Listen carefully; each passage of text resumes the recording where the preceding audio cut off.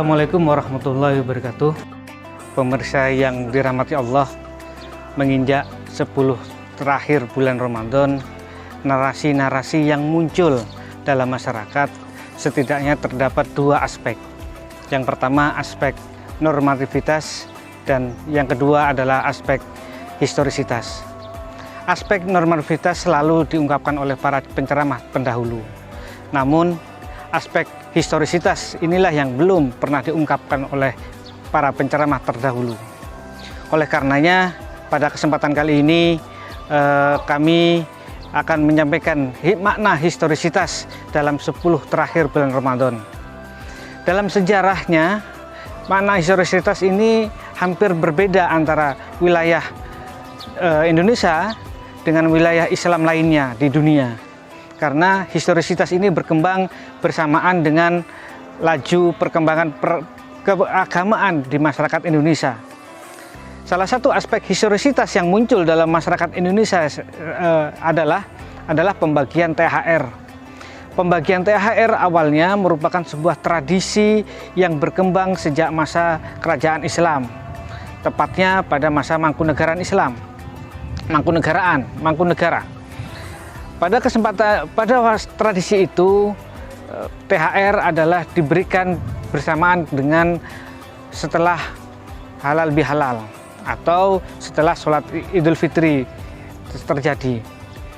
Raja mengundang berbagai pegawainya, kemudian pegawai abdi dalam berkembang menjadi sebuah tradisi yang terus dilakukan.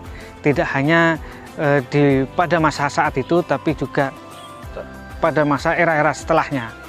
Pada masa pendudukan Jepang, tradisi THR yang awal mulanya dikasihkan atau diberikan pada saat halal bihalal itu diubah oleh pendudukan Jepang, yaitu sebelum adanya halal bihalal atau sebelum hari raya berlangsung, dengan diberikan dengan 2 kantung beras. Kebijakan kolonial Jepang, pendudukan Jepang itu kemudian dilanjutkan pada era Soekarno. Era Soekarno kemudian memberikan tidak hanya beras, 2 kantung beras, tapi juga memberikan uang sebagai kompensasi atas kinerja para pejabat atau para pegawai di pemerintahan.